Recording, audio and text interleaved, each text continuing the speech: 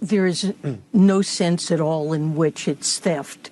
The Russian assets remain in this institution. They've been impounded. The investments that Russia had have matured, so Russia's funds are sitting in cash, but they're generating income for the institution, which Russia has no claim on. So there's no legal issue here.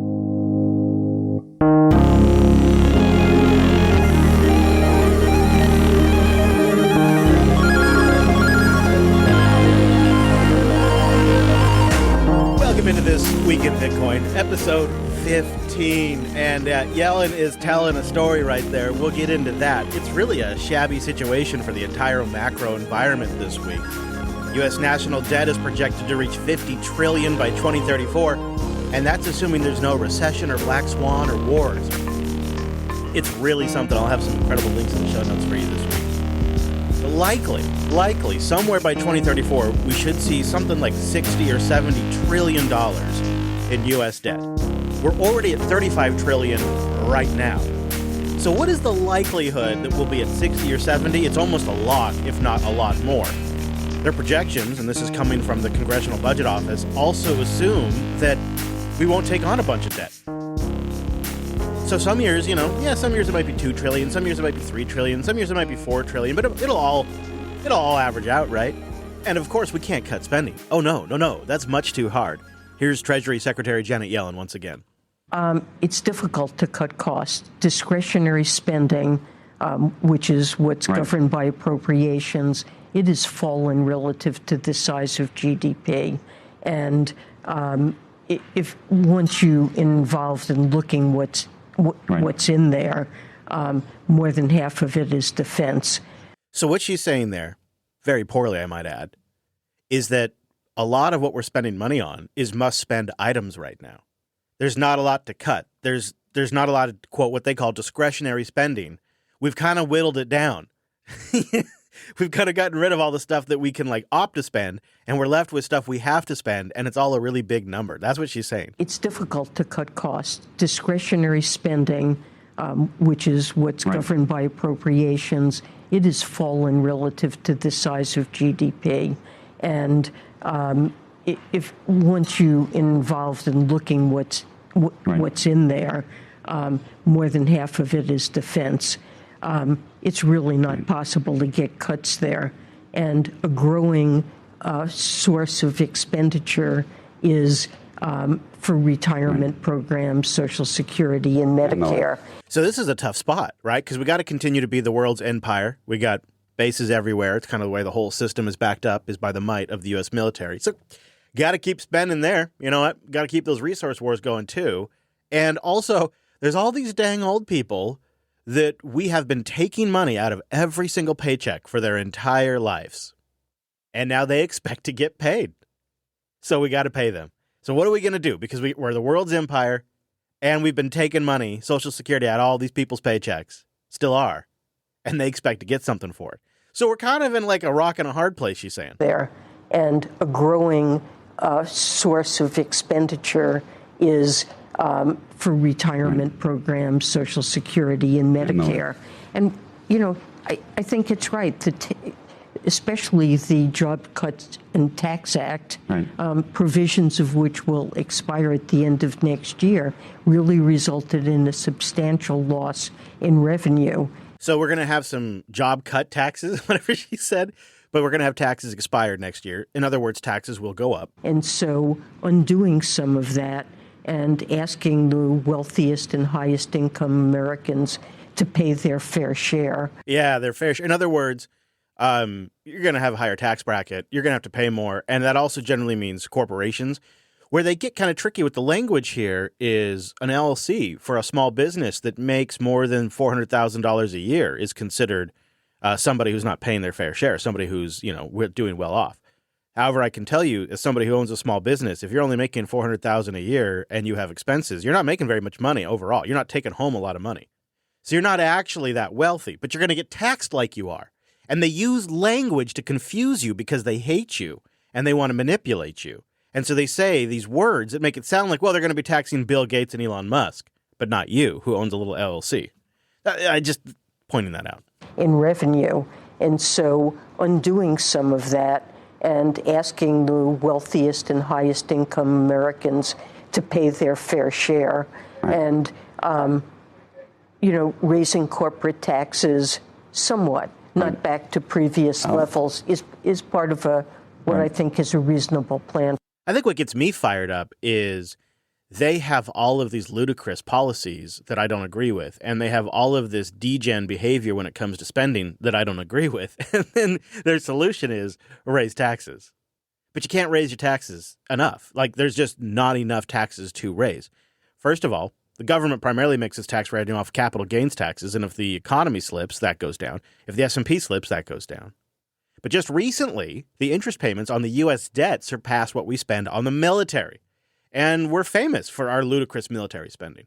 And all of this impacts every individual around the world because the U.S. is the reserve currency. And I think this situation is one of many reasons why, like a recent study by the University of Michigan said that headline sentiment index has fallen to its lowest since last November, which is 65.6. In other words, Wall Street's loving what's going on right now, but the people, they're not, right? The Cantillon effect is in full force here. The people closest to the money are benefiting the best. There are multiple economies happening right now. And the people at the top that don't get affected by grocery prices and energy prices are doing really well, historically well. Go look at the numbers. You'd be shocked that so many Americans are doing so well right now. You wouldn't think it, at least if you're sitting where I'm sitting. Wall Street's loving it. The American people are not right now.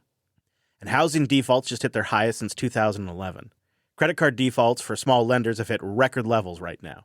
That's surpassing dot-com bubble and the financial crisis peaks. Bigger than 2008, bigger than 2000. And we've just lived through 38 straight months of inflation above 3%. You see, Bitcoin fixes all of this. It's the most practical solution for a consumer, an investor, or a corporation that's seeking protection over the long term. Because the market has been fully distorted by these policies that get me so worked up. We've had 16 years of money printing and low rates. And that's completely distorted the market. It's put so much money into the system that our brains can't comprehend it. That's why we saw all these ludicrous things around NFTs and now all these meme coins. That's just the edges of the money. That's just the cheap money. That's not even the big money. That just shows you how degenerate it's gotten. And when rates went up and monetary policy got tight, all this money that's been created in the last 16 years at astronomical levels, it needed somewhere to go. They need to fight inflation. They want to protect themselves from inflation, just like we do. They also want to earn a return because they don't actually do anything productive. This is how they make money. They want to outpace the rest of us. They want to use their financial privilege to outpace the rest of us. This big money, so much money we can't even comprehend. And since the dot-com boom, tech has been the big moneymaker for Wall Street and the U.S. You put a few million in, you take a few billion out. In 2003, there were around 748 billionaires in the United States. That's an increase from the previous year at 704. In the last few years, when it's been getting harder and harder for people in the States, these sons of bitches have been getting richer and multiplying in size. In 1990, there were 66 billionaires. Today, by the measures that I can find in 2023, was the last time it was checked, 748 billionaires. Why? Dot-com boom. Then COVID came, and things were different for a little bit. And right after COVID, at the peak of the return to office craze, it looked like big tech was finally slowing down, was no longer going to be the driver of all of the money in the economy. They were going to become just another mature industry. This is just a couple of years ago, guys. This is just a couple of years ago. The narrative from Wall Street and the financial press is that tech was turning into another manufacturing industry, like automobiles, like machinery, like concrete.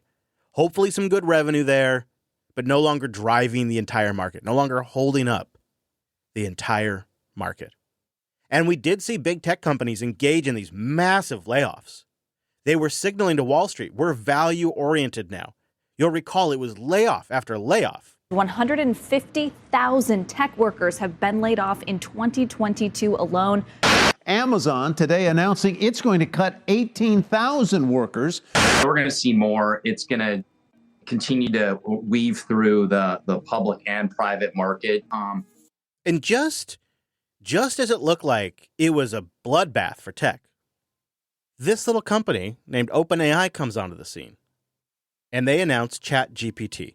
And the moment they announced ChatGPT, the big money realized their salvation was here. Record highs, record closes for the S&P 500 and the NASDAQ as NVIDIA hits a record of its own. Another day, another record for NVIDIA. If you look at when ChatGPT was first announced, that was the fall of 2022. So it's a really, really fast rise in a very short amount of time. Apple took 1,793 days, or less than 5 years, to go from a $1 trillion company to a $3 trillion company. NVIDIA says, hold my beer. They did the same thing, 1 to 3 trillion, in less than a year. NVIDIA is now worth more than the entire stock market in France or the UK. One company. Why? Well, the tech companies, the banks, the investors, the politicians, you should go look up how much Nancy Pelosi alone has made off of NVIDIA stock options. All of their incentives aligned, right? Even the feds. Everybody's aligned. They needed this pump.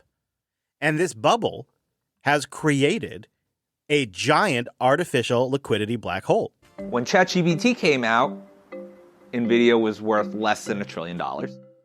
Then 6 months, 7 months after ChatGPT, in May of 2023, it hit $1 trillion. And at the time, people were starting to realize that if AI was a gold rush, NVIDIA was the one making the shovels. The NVIDIA craze just never stopped. It hit $2 trillion in February of this year. 6-8 months later, its value has already doubled.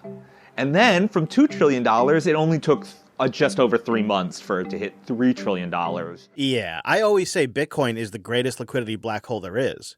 And I do believe that on the long term. Because there are headwinds against NVIDIA already developing right now, like AMD, Intel, and others that are making competitive chips. And they'll come in at competitive prices.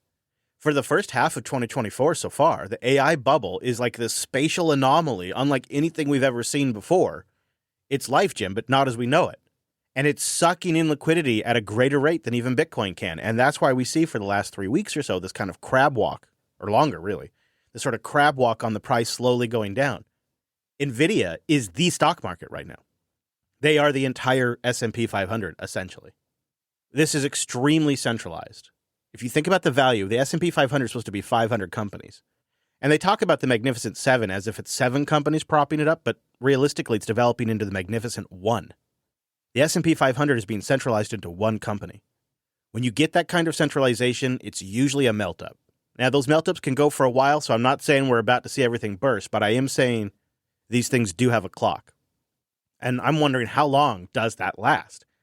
Is it maybe a greater AI cycle? So I've seen some analysts say what's going to happen, and I'd like to ask, maybe I'll ask you, the audience, tell me. Here's what the analysts say is going to happen next.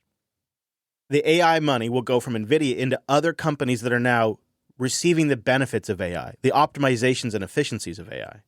I'm skeptical, though. I'd like to know what you think, where this whole AI bubble goes next. Maybe it's not a bubble. What do you think? And how long does it last? Specifically, give me a date of how long you think this lasts. And here's a second question. I know I'm asking you a lot of questions, but please do boost in. Does this AI bubble have to pop for Bitcoin to start climbing again significantly?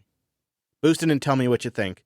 If Bitcoin can pump without the AI bubble having to pop, and when you think the AI bubble will pop. You know, they say it's based on fundamentals, but these tech companies, they've spent something like north of $60 billion. They're not making a buck off this. Nobody's really making money off this yet. So this thing has a clock.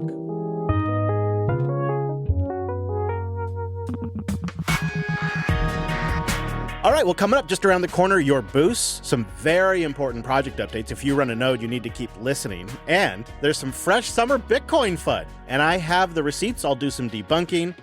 And then there's great news that came out of Ethereum's central management team this week. I'll tell you about that and more.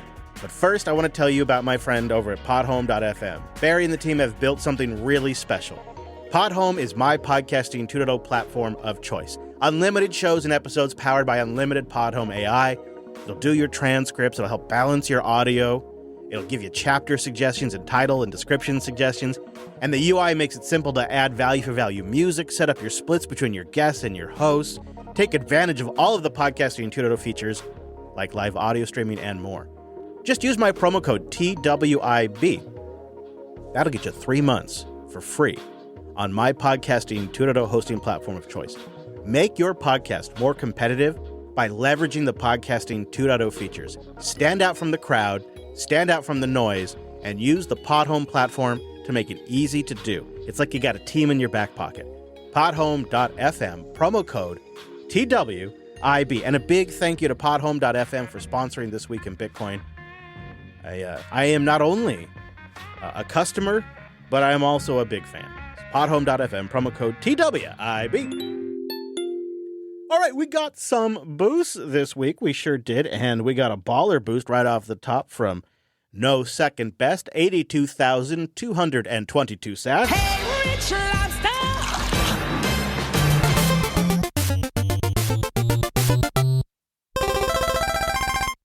No Second Best writes, I don't know. I love that stupid duck tune.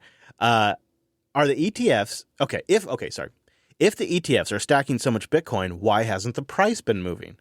Are they playing paper Bitcoin games? That's a great question because I've seen this raised, and you would think, right? We talk about they had 19 straight days of inflows. Why isn't the price moving? They must be doing paper games. I think it's pretty reasonable to get there. However, I think you got to consider the market dynamics. We got to all-time price highs. Right now, actually, even where we're at now, we're still just 10% off the all-time high. So there are a lot of OG holders that are making profit.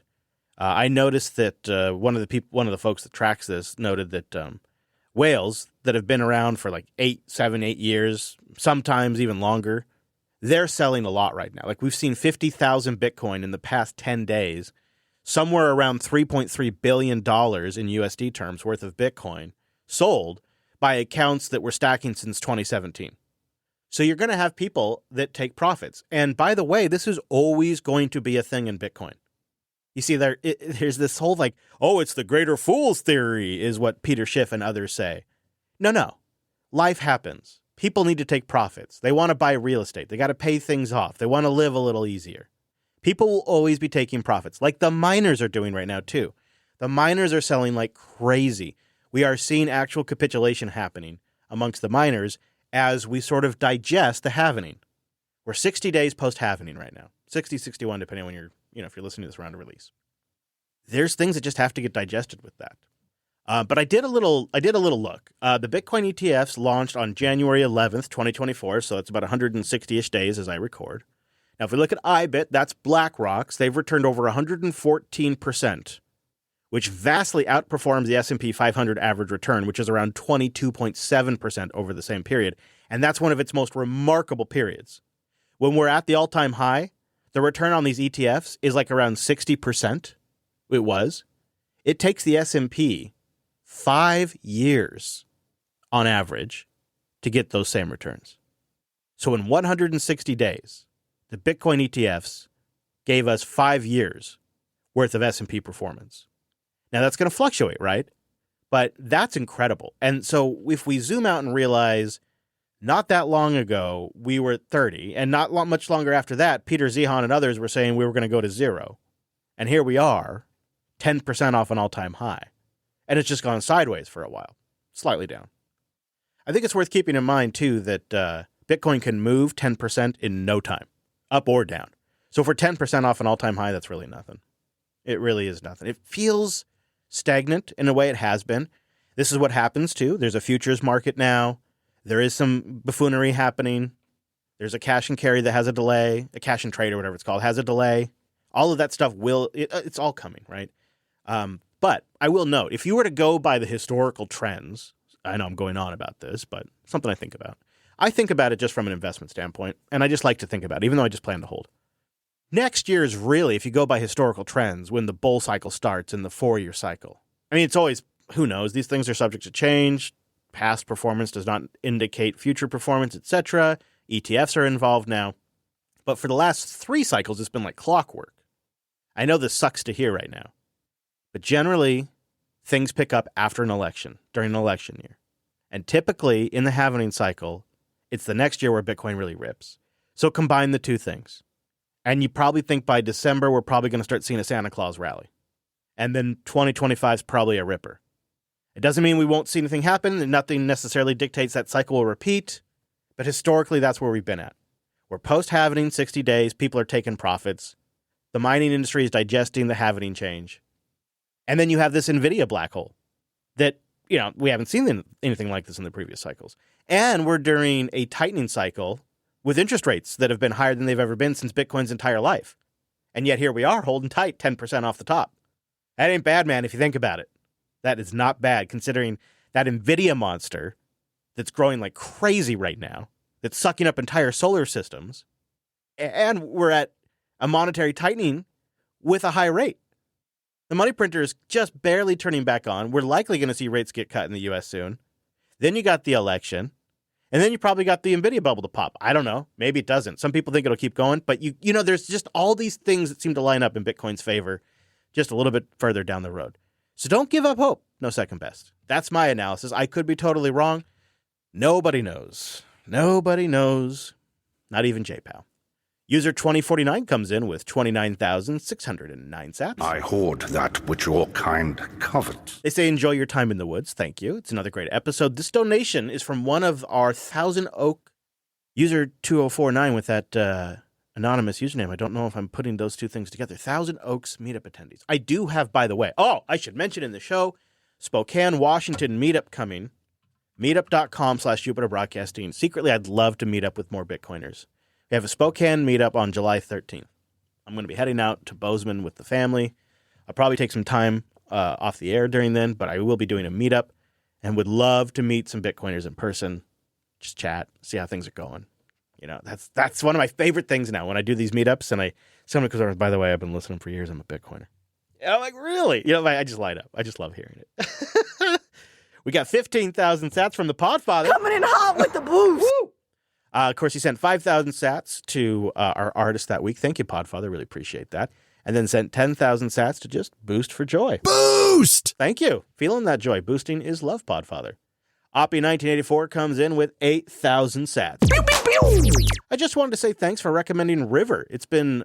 I've been wanting to get away from Coinbase and haven't had the time to do my research, so I'd been using the Cash App.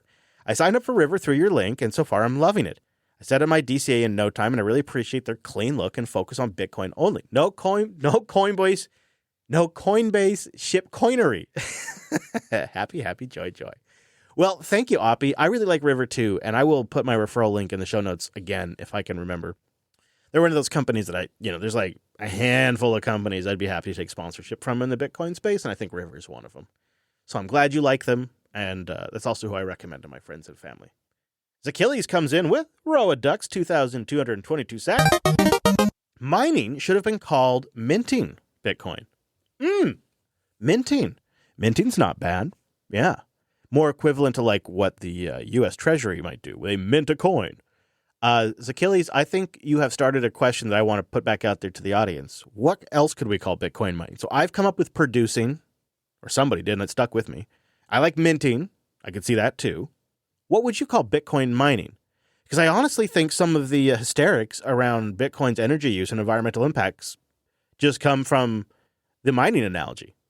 At least that's my suspicion. Jin from Atik comes in with, look at that, it's 3,000 sats. That's not possible. Nothing can do that. It is, Scotty. I see it right here. Hi, Chris. Thanks for the shout out for Simplex Chat version 5.8. I was so glad you mentioned it. Like you, I've been using and following the project of Simplex since last year. And now I start to tell friends and family if they want to get in touch with me, they need to use it. Lazy people will complain, quote, yet another messaging platform, end quote. But the only true constant in life is change. So Bitcoin self-custody for money and Simplex for messaging are two very good options. Well said. Jin from Matique, I agree. And I feel like RoboSats and other platforms should just get on the Simplex train for messaging. He also sends a link to the BitcoinHole.com, which has a review of Bitcoin hardware wallets. I am still looking for submissions for good Bitcoin hardware wallets. If you would like to boost in and support the show and endorse a hardware wallet, please do. Oh, look at that. Ace Ackerman comes in with a row of ducks and says, value for value, episode 13. Well, thank you, sir. Nice to hear from you. Halleck comes in with 10,000 sats. Make it so. You're doing a good job. Oh, oh, I should have read the boost before I played the message. I'm sorry, Halleck. I didn't realize. Halleck says, You're doing a good job. That's what he says. Thanks, Halleck. I appreciate that. Crashmaster comes in with road ducks. Thank you for another great episode. I love the tool suggestions and mining news. Oh, I know. I got mining adjacent news for you coming up in just a moment. I'm still looking for my mining correspondent. Another topic though. Someday we need to get JB back up to the northeast of the U.S. for a meetup or a conference. I think the last time was Red Hat Summit Boston in there's another one. Yeah, that's a good point. There probably will be. I think they just said the next one's going to be I don't think the next one's in Denver. I think it's back in Boston or something. Yeah, I don't get to the East Coast very often because I prefer to drive. That's why I have an RV. And I happen to be born on the west of the West Coast. I'm on the I-5 corridor in the Seattle, Washington area. And if you look at it on a map, it basically looks like beachfront property to the Cascades. And I mean, you literally cannot get more west. And so everywhere I go, I have to go very far east. And so it's just not what I'm waiting for is like time. I'm waiting for like 3 to 4 or 5 months where I could be on the road, do the shows and travel. But every now and then I do get on an airplane and I probably will fly out there and I'll keep everybody posted if I make it out there next year. Oh, more ducks from the Golden Dragon.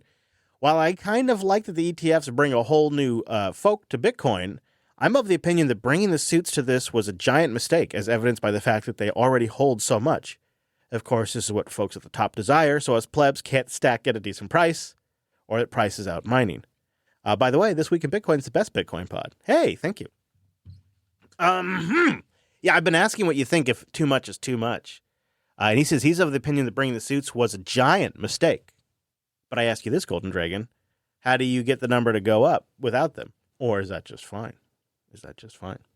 User 4604 comes in with 2,000 sats and says the Bolts Exchange swap blog post is live, and this is great. I'll try to put a link to this in the show notes. Bolts now lets you swap between all the chains, including now Liquid.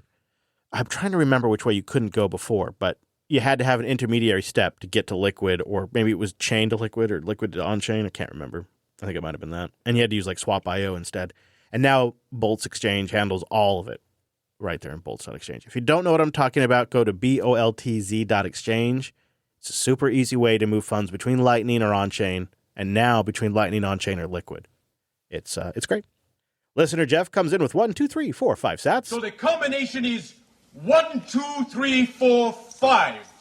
He writes, I wonder if the ETFs would create a power dynamic like we have now with the Saudis and oil.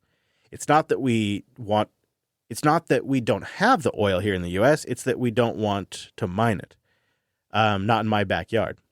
Maybe since these ETFs are American, it would give the U.S. more world economic leverage since the other countries don't want to mine it.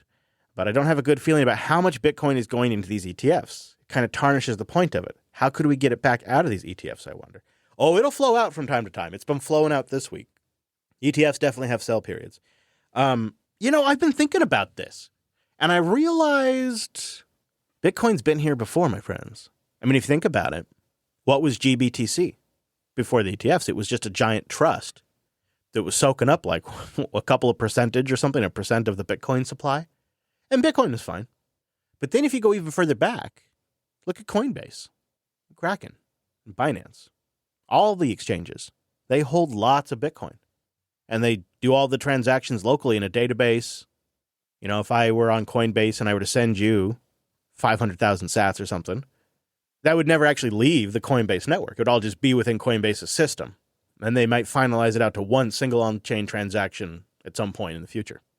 And they hoard the Bitcoin. But it hasn't hurt Bitcoin. It's been fine. And I bet we'll see more of this. We'll see companies like Saylor and others that hoard a bunch of Bitcoin. I mean, Apple could come right in right now and buy up 5% of the supply if they wanted. But it doesn't seem to ever hurt Bitcoin. Eventually that Bitcoin comes out. I think more about, and this is a little grim, But I think more about the long-term problem of people dying, the non-institutional Bitcoin. Oh, how about this for a straw man argument? But it's something to think about. The institutional Bitcoin at least is recoverable. But what about when you and I die and our cold wallets die with us and nobody knows the code, or whoever you pass it on to dies? That Bitcoin's never coming back. So like, is the first wave of hodlers going to be responsible for losing like half the supply? Possibly. Who knows? What will happen then? I bet you Bitcoin will be just fine. But it is interesting to think about how much is too much. If this was a proof of stake network like Ethereum, I'd be really worried, you guys. That would be very concerning because the largest holders are the bosses. Now, staking isn't involved yet, but let's give it time. Check back in like 5 years and see if staking hasn't been added. Thank you, everybody who boosted in. I do have the 2,000 sat cutoff just for timing. There's a bunch of other boosts in there that I did read and I have in the doc, and I really appreciate it. We had 17 boosters. We stacked 174,345 sats. This one's, I'd love. This is good. I'm very, very appreciative and very thankful to everybody who boosted in. So thank you, everyone, extremely.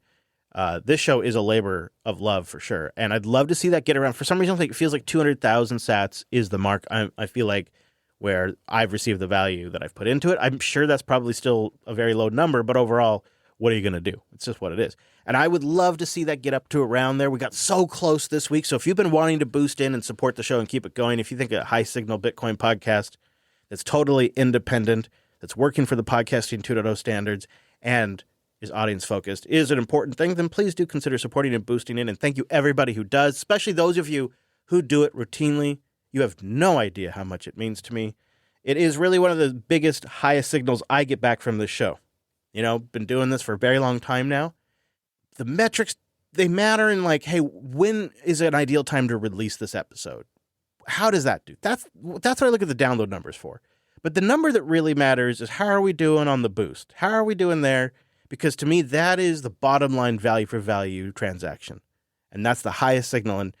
And I actually think, having done this for a long time, that's an extremely healthy way to look at this. Because all the other stats can lie to you.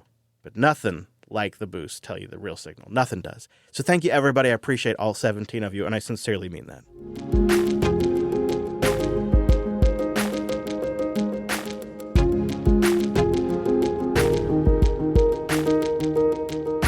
Well, the SEC has informed the Ethereum Central Management Team over Consensus that they're not going to get sued for being a security. The irony, I hope, is not lost on you, that there is a central group that the SEC can inform to tell them that there's not going to be a securities investigation. Consensus's founder is Joe Lubin. He's the co-founder of Ethereum, along with Vitalik. And I think also Charles was in there. They write, today we're happy to announce a major win for Ethereum developers. Oh, yeah? The Enforcement Division of the SEC has notified us that it is closing its investigation into Ethereum 2.0. Now, Ethereum 2.0, of course, is the proof-of-stake Ethereum, which Gary Gensler rightly assessed as a security. They go on to say this means that the SEC will not be bringing charges alleging that sales of ETH are securities transactions. Of course, the person that wrote this probably participated in Ethereum pre-mine, so again, the irony should not be lost on you. They continue to write, the decision follows a letter we sent on June 7th asking if the SEC could confirm that the May ETH ETF approvals, which were premised on ETH being a commodity, meant that the agency would close its Ethereum 2.0 investigation. This seems to be a response to that. In other words, when the ETF was approved, this decision was essentially made. So the White House decided if Ethereum is a security or a commodity. They also say, in our lawsuit, we also seek a declaration that the offering of user interface software like MetaMask and swaps and staking does not violate the securities law. So they're not completely done yet with the SEC. I think it's a little unfortunate to see this. I think it's pretty obvious that Ethereum was a security. It had a pre-mine, and then proof of stake is a centralization system, and you depend on Vitalik and Consensus to make Ethereum get better and improve and increase value. And right now, Ethereum's getting its ass kicked by things like Solana and Base, and that's why even though there's rumors, strong rumors that the ETF approval is just weeks away, the price performance of Ethereum still sucks. It still sucks because it's a bad product. It's a technology platform, and there's better technology out there. And the only way it gets better is if Consensus and Vitalik and team, the central management team, make it better and make it more competitive. So your investment in Ethereum is dependent on that central management team improving Ethereum and making it better, which is a frickin' security. But it's also an election year. So here we are. And the SEC is dropping their lawsuit against Consensus. All right, we got some summer FUD to get into. Let's bust a little fresh summer FUD, my friends, because Lieutenant Governor Dan Patrick from Texas has got everybody all riled up this week. There's actually, I won't spoil it. This will be in a clip I'm going to play for you. This is the, okay, so let's set this up. This is the big concern right now is it's getting hot, especially in places like Texas. And whenever that happens, it's a great time to be a tough guy. You know what? It's a great time to make political points, be a tough guy, and take names, and try to make the consumer think at least that you're doing the right thing. And so Energy FUD is going to ramp up this entire summer. And I want to break this down for you and tell you what's really going on and what the actual truth is, which is 180 from what you're about to hear. But I'm going to arm you with this knowledge because this will be something I think you'll likely hear all summer long as Bitcoin has entered politics. And so we're going to need to have like go-to counter responses, as always happens. The people in charge of the state's power grid are expecting peak demand on the grid to effectively double over the next 6 years. So it's not just more people moving into Texas. Power will also be needed for growing industries, specifically things like crypto mining and AI. Fox 4's Alex Boyer joins us with more. Yeah. So when they say crypto mining, they mean Bitcoin mining, right? They don't mean Litecoin. They don't mean Monero. Like, those are like the only other, as far as I know, proof of work coins. There might be another one. It's Bitcoin. Bitcoin's the only one that's operating at any industry scale. So when they say crypto in this report, they do mean Bitcoin. Alex. Hey guys, you know, it's only a matter of time, of course, before we start hitting a streak of triple-digit days. You know, in the short term, energy experts say that the power grid is in good shape, but in the long term, there are some big unknowns. With the hot summer months on the horizon, there's a renewed focus on the state of the power grid. I think it's incumbent on the PUC to look at existing ways that we could address our reliability concerns and see if we can accomplish our goals using those tools first. The chair of the Texas Public Utility Commission and CEO of ERCOT testified before the State Senate Business and Commerce Committee Wednesday.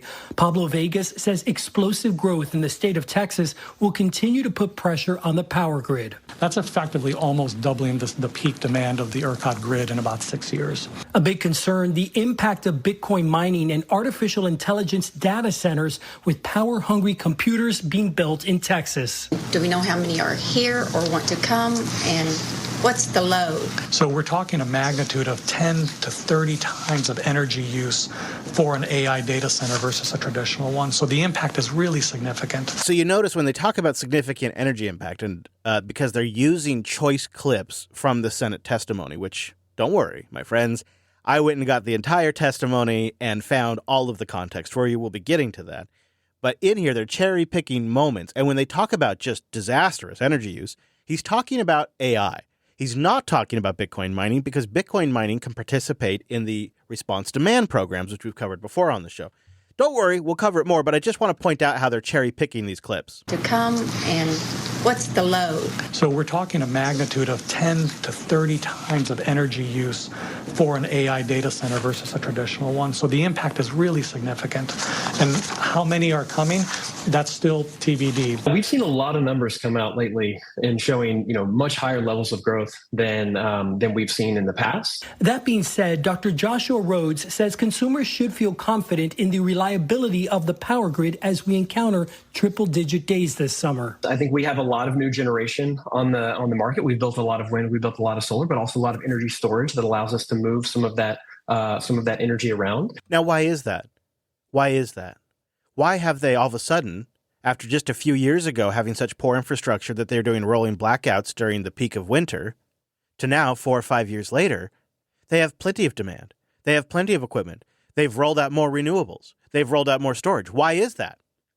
because the Bitcoin companies have been participating in the demand response program, making it profitable for them to invest in infrastructure and monetize that new infrastructure when they build it out.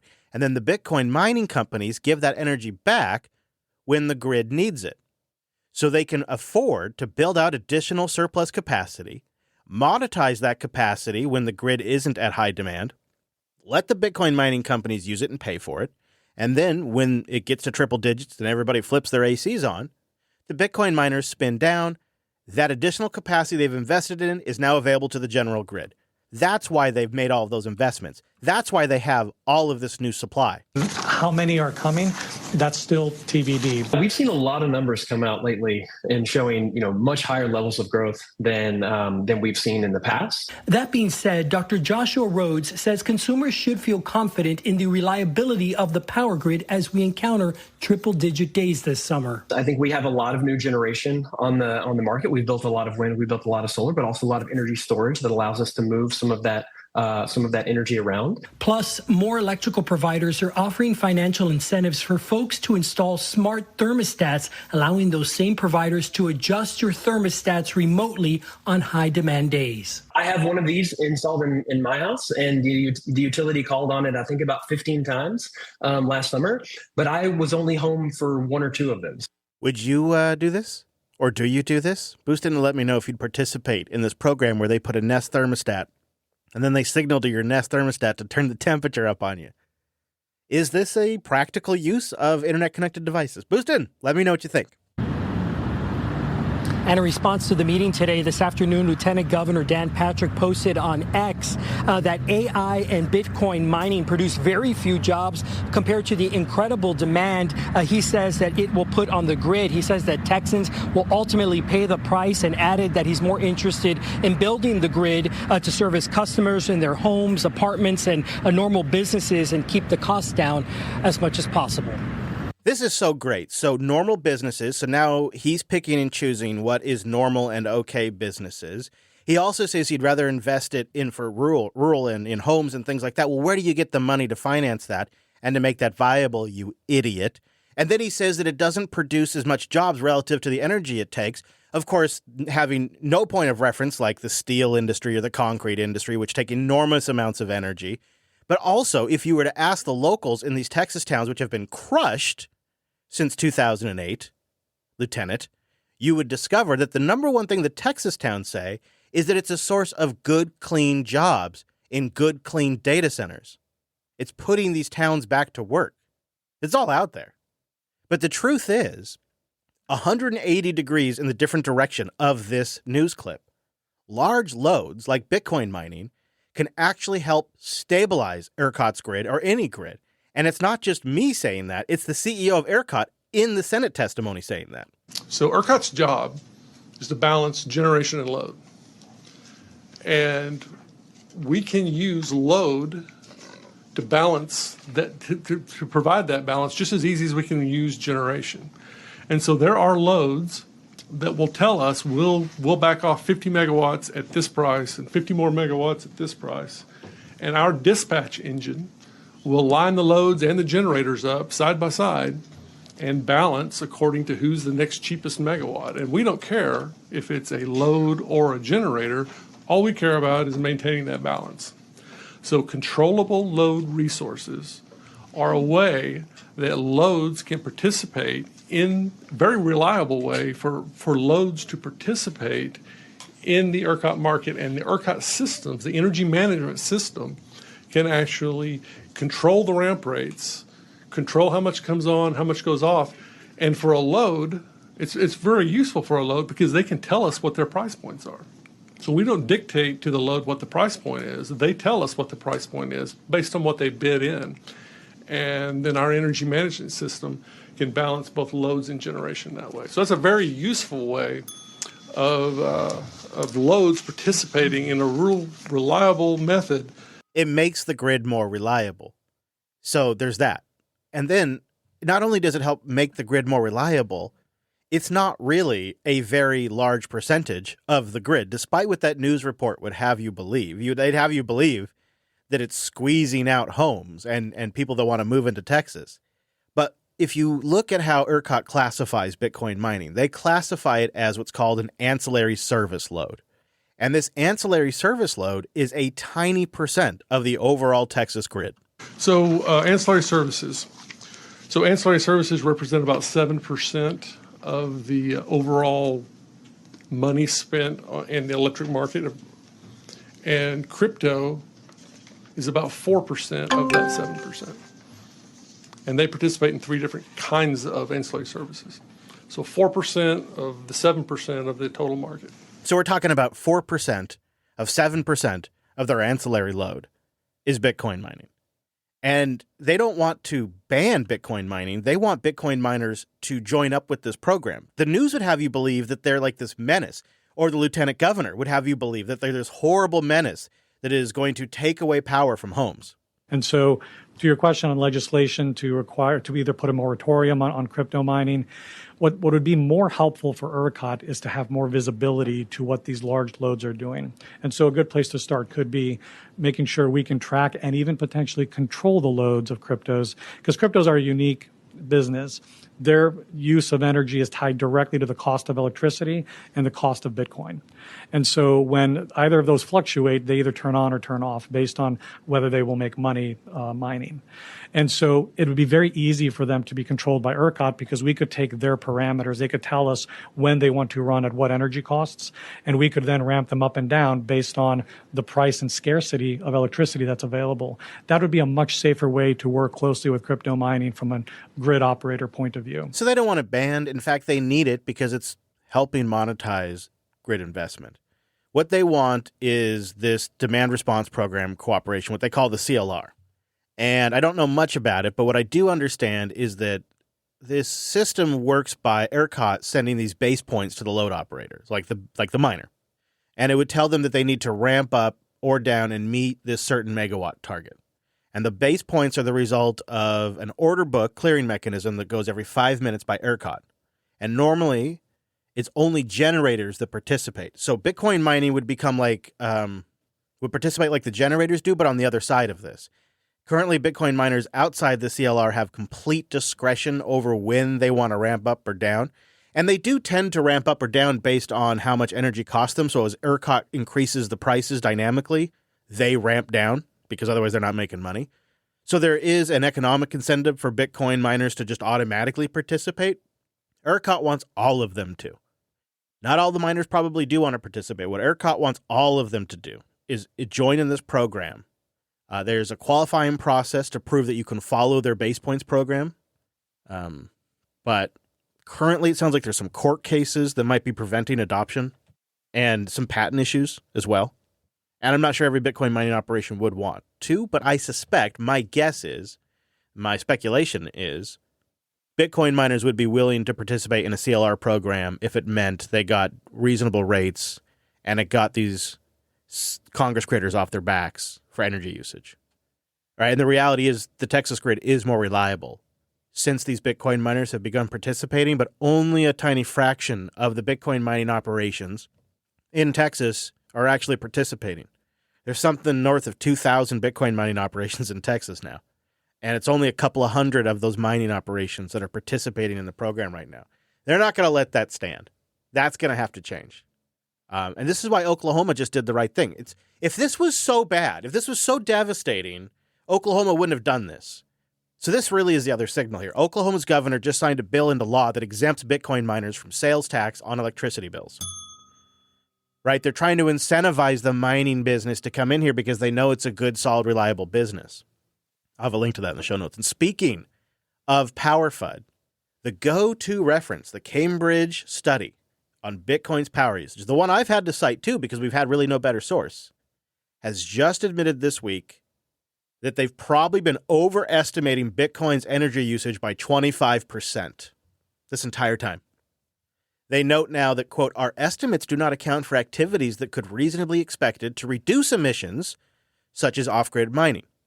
I saw it compared online. The exclusion of off-grid mining is analogous to taking an election poll without polling rural voters. We estimate, don't know for sure, but the numbers seem to be getting stronger and the data seems to be getting stronger to support this. 30% of all Bitcoin mining right now is off-grid. 75% of that uses sustainable energy. I'll have sources in the show notes. 75%, I think, of all Bitcoin mining, maybe? I don't know, it's getting high. 60%, I think, of all 75. I don't know what the numbers are at the moment, but I have the links in the show notes. It's bonkers how much they've invested in renewables and off-grid and methane capture. And it makes a notable overall impact in Bitcoin's total energy use picture. And Cambridge has not been capturing that. And they admitted that recently. It's huge. It may be more than 25% if you look at the links in the show notes. So I think that's good news. I think it's good to see Cambridge come out, try to get that right. I don't know why all of a sudden they've been motivated to update it, because I kid you not, people have been pointing this out to them for nearly 3 years. So they just decided to pay attention now, I guess.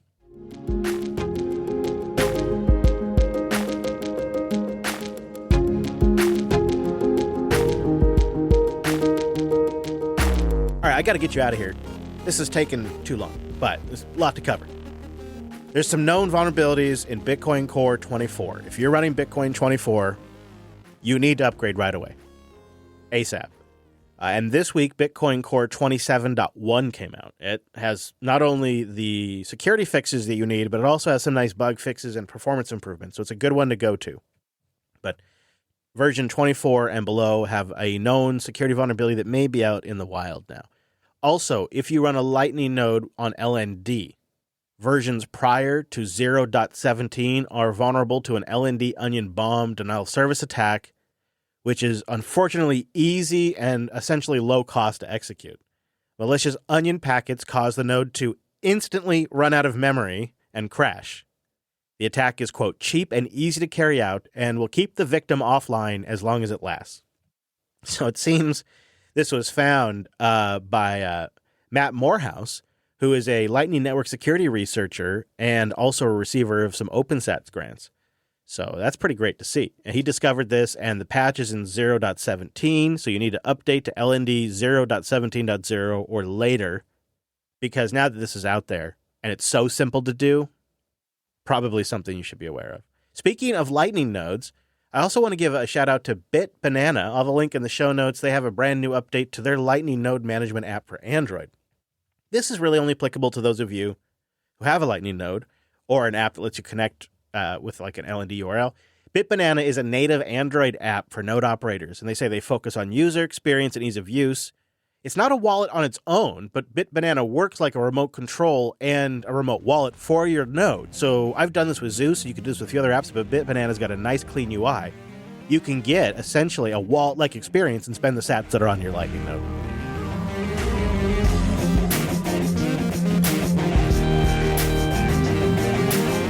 All right, and our final clip of the week. I'm surprised this hasn't gotten more attention. It seems kind of like a big deal to me. I have what's kind of like a highlight clip, so I apologize. It's not the best clip, but the story's worth it. It's from BTC Prague, which just wrapped up a little bit ago. And this is a T-Mobile rep up on stage. True story. I was interviewed for Deutsche Telekom in July 2022. They said, okay, you're taking over the Web3 infrastructure team. You're not allowed to use that word Bitcoin in this interview if you want to get hired. Since 2023, as Joe already said, we are running a Bitcoin node and we are running Bitcoin Lightning nodes as well. And with a chest full of fucking pride, I'd like to let you in a little secret. We will engage in digital monetary photosynthesis soon. Thank you very much. Dirk, come back. What does that mean in layman's terms? What is Deutsche Telekom, T-Mobile? What are you doing? What is that last phrase? One more time. Digital monetary photosynthesis. So is T-Mobile mining Bitcoin? We will. You will. Okay, that is phenomenal. I mean, they said it in a funny way, but it is pretty great. And they also said during the conference that the company has been running a Bitcoin node and Lightning node since 2023. So I hope they update to LND 0.17 at least. But how about that? That is surprising news. They're going to do it with some sort of solar initiative, I guess, because they called it Solar Digital Photosynthesis or something. I don't know what they called it. It's a pretty funny name. If you made it this far, I want to thank you. You can get links to what I talked about today at thisweekinbitcoin.show. This is episode 15. I'd love to see you boost in and support the show and chat a little bit with me about some of the things we talked about today, and maybe share this show with a friend. who's either Bitcoin curious or maybe make a clip of the energy segment, something to help spread the word about the show, that's a great way to contribute some value back. And last but not least, I'm going to leave you with a value for value track. This is a great song, and you can boost during the song and send the sats to the artist directly, which is a great way to support independent music. Thank you so much for joining me on episode 15. I'm back from the woods, and it was a big one. I guess that's what we should expect, right? And I'll see you back here next episode. I'll leave you with Runnin' by Charlie T.